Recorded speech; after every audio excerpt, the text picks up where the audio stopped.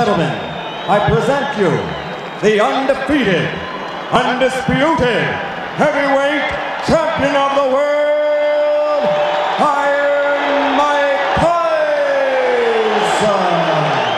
Ungkapan orang paling kejam di planet ini seringkali digunakan untuk menggambarkan juara tinju kelas berat, dan lebih baru-baru ini juga untuk petarung kelas berat UFC. Namun, tidak ada yang lebih cocok dengan julukan tersebut daripada Mike Tyson, yang dikenal karena kekejamannya di ring tinju dan di luar ring. Seberapa hebat sebenarnya Mike Tyson? Dan apa saja detail menarik yang mungkin tidak banyak diketahui tentang karirnya? Dalam video ini, kita akan membahas latar belakang keras Mike Tyson dan bagaimana ia memulai karir tinjunya. Tyson tumbuh tanpa kehadiran ayah di lingkungan yang keras. Namun, ia sendiri tidak terlibat dalam kekerasan atau masalah sebelum memasuki dunia tinju. Mike Tyson saat masih muda adalah anak gemuk dan berkacamata. Sering diejek karena suaranya yang bernada tinggi dan pernah mengalami pelecehan seksual. Meskipun dia sangat peduli dengan kawanan merpatinya yang ia beri makan setiap hari, hidupnya mulai berubah pada usia 11 tahun ketika seorang anak yang lebih tua membunuh salah satu burungnya. Tyson membalas dengan memukuli pengganggu tersebut yang membuatnya dihormati di jalanan. Pada usia 13 tahun, Tyson bergabung dengan geng lokal dan sering terlibat dalam pencurian dan kekerasan. Dengan lebih dari 30 penangkapan, nasibnya bisa saja berakhir di penjara atau bahkan kematian jika bukan karena bantuan Bob Stewart, seorang konselor di lembaga pemasyarakatan. Stewart, seorang mantan juara tinju amatir, melihat potensi dalam diri Tyson dan membujuknya untuk mengalihkan kekuatan mentahnya ke dalam tinju. Stewart kemudian memperkenalkan Tyson kepada Cus D'Amato, seorang pelatih terkenal yang sebelumnya melatih mantan juara kelas berat Floyd Patterson dan juara kelas berat ringan Josh Torres. Meskipun D'Amato sudah berusia 70 tahun dan tidak lagi dicari oleh pencari bakat, dia dan Tyson yang saat itu berusia 14 tahun cocok satu sama lain. D'Amato menjadi figur ayah yang sangat dibutuhkan Tyson dan mengembangkan gaya bertarung yang sangat sesuai dengan fisik Tyson yang kecil dan eksplosif. That's it. There you go. Now you got again. Who's the last guy to stop? Time. Very good. That's fine. Very good. That's good. You have to take. Meskipun masih remaja, tubuhnya hampir sepenuhnya berkembang, dan dia sering bertarung melawan lawan yang lebih tua dan biasanya menjatuhkan mereka setelah beberapa ronde. Sebagai amatir, Tyson memenangkan Olimpiade Junior 2 kali pada tahun 1981 dan 1982, tetapi gagal lolos ke Olimpiade Los Angeles tahun 1984. Akhirnya, pada 6 Maret 1985, Tyson melakukan pertarungan profesional pertamanya pada usia 18 tahun. Lawannya, Hector Mercedes, bertahan kurang dari 2 menit sebelum terjatuh, dan Mike Tyson mendapatkan $500 untuk pertarungan tersebut.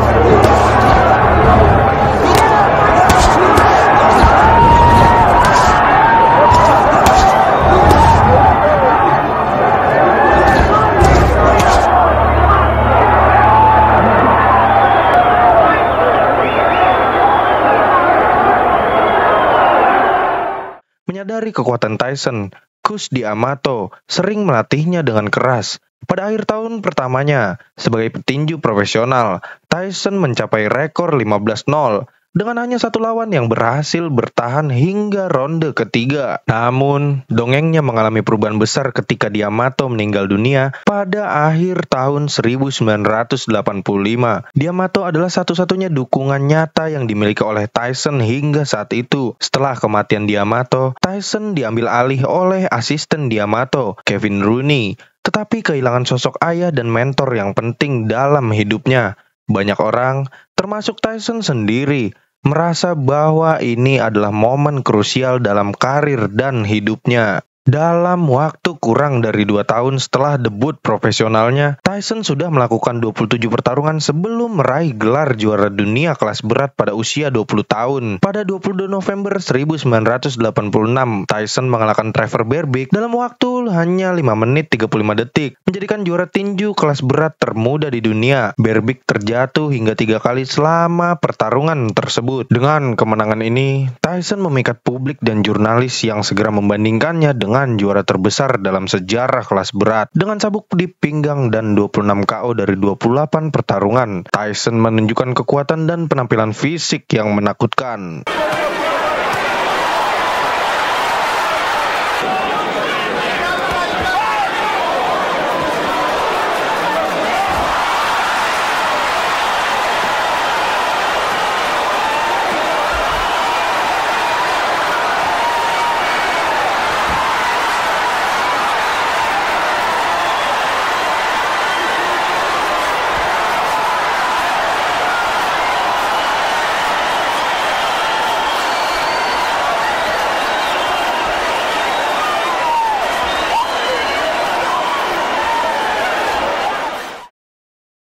Dia segera menjadi bintang, berjalan di ring dengan celana pendek dan sepatu hitam legendaris tanpa kaos kaki, dan musik walkout yang menakutkan.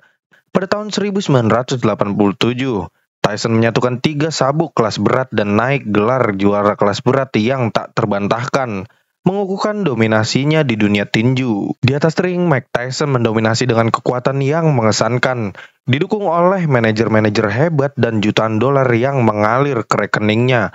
Pada tahun 1988, dia menikahi aktris Robin Givens, yang merupakan salah satu wanita paling diinginkan di dunia. Namun, kehidupan Tyson mulai mengalami masalah ketika iblis-iblisnya muncul ke permukaan. Tyson menjalani gaya hidup yang tidak sesuai untuk seorang atlet, termasuk pesta yang berlebihan, minum alkohol, dan menggunakan narkoba. Dia mengalami masalah serius seperti kecelakaan mobil dan percobaan bunuh diri. Meskipun dia terus menang di ring dan tubuhnya masih bertahan, Tyson menceraikan Givens. Manajernya Bill Clayton meninggalkannya, dan Don King menggantikan posisi manajernya. Tyson juga mengakui penggunaan penis palsu untuk tes narkoba yang mengandung urin orang lain. Dan meskipun dia tidak pernah tertangkap, dia mengakui bahwa dia adalah pecandu kokain dan perokok berat ganja selama bertahun-tahun. Namun, dia menegaskan bahwa dia tidak pernah menggunakan steroid atau zat peningkat performa lainnya. Tyson, meski mengalami berbagai masalah pribadi dan kebiasaan merusak, tetap menjadi sosok yang sangat mengesankan dan unik. Yang paling mencolok dari kekuatan Mike Tyson adalah kekuatan otot lehernya, yang memainkan peran penting dalam stabilitas dan ketahanan tubuhnya.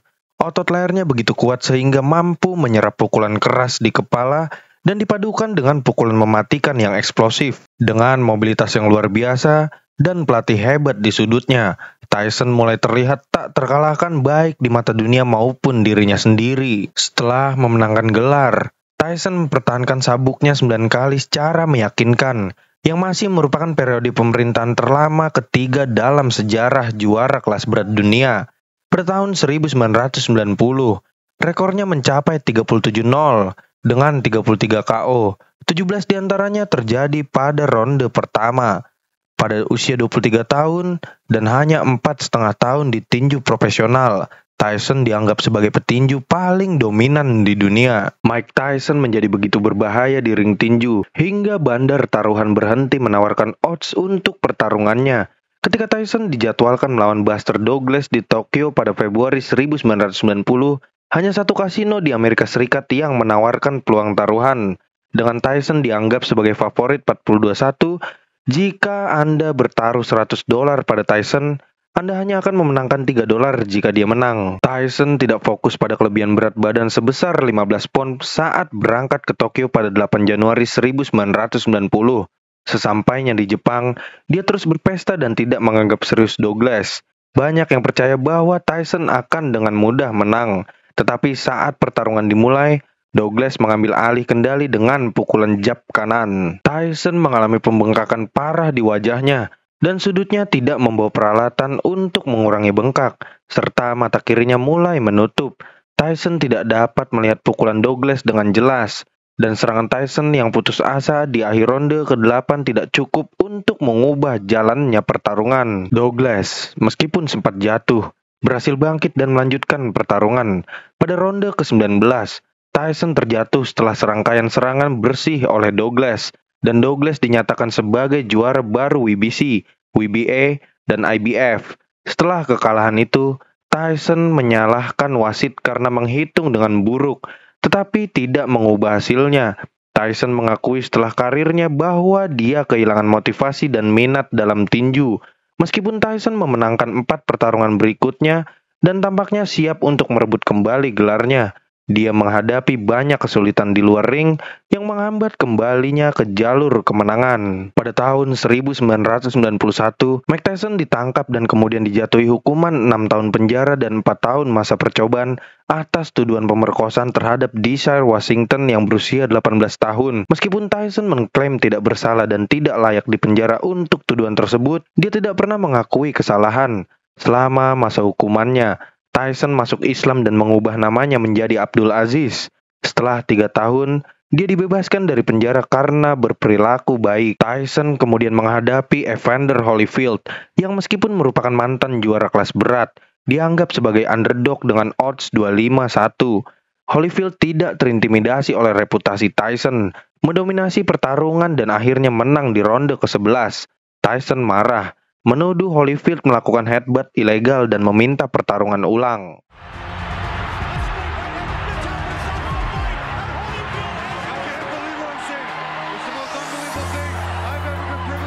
Dalam pertarungan ulang pada 28 Juni 1997, Tyson menciptakan momen yang paling terkenal dengan menggigit telinga kanan Holyfield, yang mengakibatkan diskualifikasi dan denda $3 juta.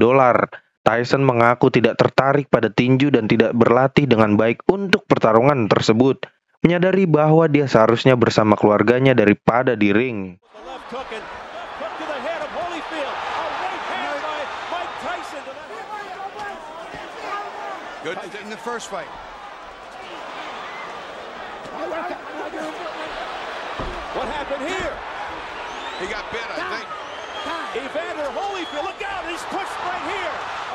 Tyson kembali ke ring pada 1999 dan meskipun memenangkan 4 pertarungan, dia tidak lagi menunjukkan agresi dan dominasi yang sama.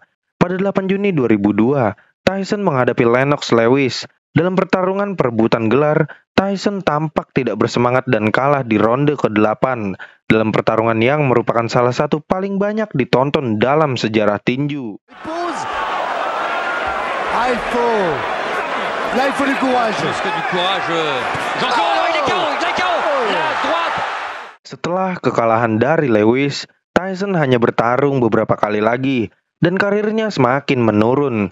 Meskipun memiliki masa puncaknya di usia 20 hingga 24 tahun, Tyson dikenal sebagai salah satu petinju kelas berat paling berbakat yang pernah ada. Banyak yang percaya bahwa jika dia tidak terjebak dalam masalah pribadi dan hukum, serta tidak menggunakan narkoba, dia mungkin bisa mendominasi tinju kelas berat selama 1 dekade lagi. Meskipun demikian, warisan Tyson sebagai salah satu juara tinju paling karismatik dan menarik tetap tak terbantahkan.